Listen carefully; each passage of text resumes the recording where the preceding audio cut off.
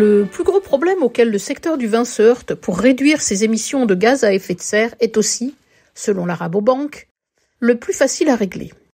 La banque néerlandaise, qui livre régulièrement des rapports très fouillés sur les différents secteurs de l'alimentation et de l'agriculture, montre en effet que la majorité des vins vendus dans le monde l'est dans des bouteilles de verre, et que réduire le poids de ce verre serait la manière la moins brutale de réduire les émissions.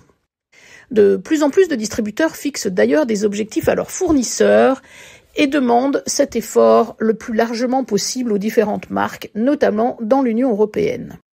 Comme la réduction du poids des bouteilles réduit à la fois l'empreinte carbone et les coûts pour les marques, il n'y a, d'après Burkhard Nessin, l'analyse de la Rabobank qui a rédigé ce rapport, il n'y a donc aucune excuse pour ne pas se lancer dans une telle démarche. Après avoir pointé les réticences des consommateurs au changement d'emballage, notamment vers le carton il y a plusieurs années, et nous nous en étions d'ailleurs fait l'écho dans l'assiette à penser, le marché a confirmé que le verre reste l'emballage le plus adapté pour les vins. Il est durable car recyclable et il protège admirablement bien ce nectar. Que faire alors ? Nous voici aujourd'hui avec une autre réticence des producteurs. Dans leur idée, le consommateur associe très fortement la qualité du vin et le poids de la bouteille. Pourtant, aucune des sociétés que Nessin a enquêtées, après qu'elles soient passées à des bouteilles plus légères, n'ont noté de baisse de leurs ventes. Un des responsables lui a même signalé. Il y avait vraiment une inquiétude dans l'équipe marketing qui craignait que comme la bouteille semblait vraiment plus légère, le consommateur ne l'associe à une moins bonne qualité de vin.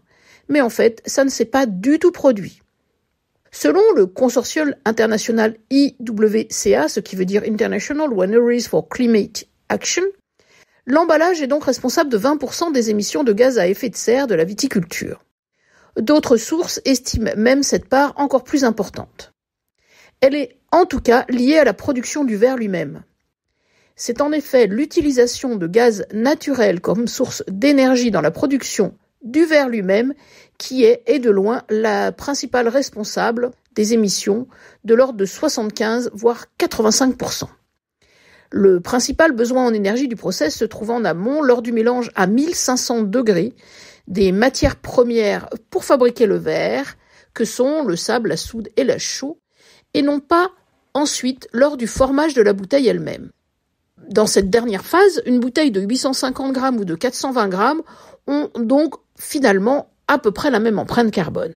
C'est bien au stade précédent qu'il faut intervenir et l'allègement des bouteilles reste la manière la plus simple de réduire fortement les émissions de gaz à effet de serre.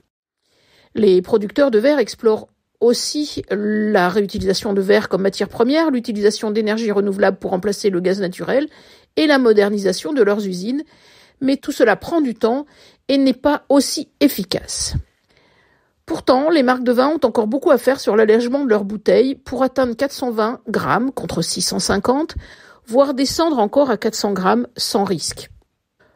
Plusieurs marques ont toutefois déjà bien réduit leur poids en réduisant le culot de leur bouteille sans modifier le design global du flacon. À noter que l'intérêt de cet allègement du poids des bouteilles part aussi sur d'autres secteurs plus aval, les transports et la distribution, en leur permettant d'économiser là aussi des émissions, ainsi que de la pénibilité pour les personnes chargées de leur manutention. À la semaine prochaine!